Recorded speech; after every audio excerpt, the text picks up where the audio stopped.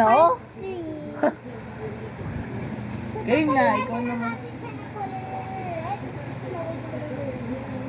Siya pa yung pinaka-last one.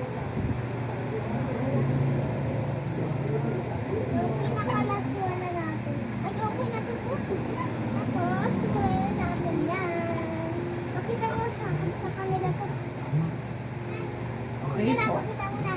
So, Guys, ito po. Ganito. Tara na. Lang yan. Mamaya mo na ipakita. Dagan mo na. Uy, ay talaga eh. Uno mo nung gawan.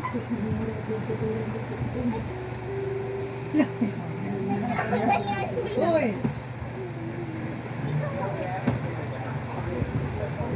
Oh.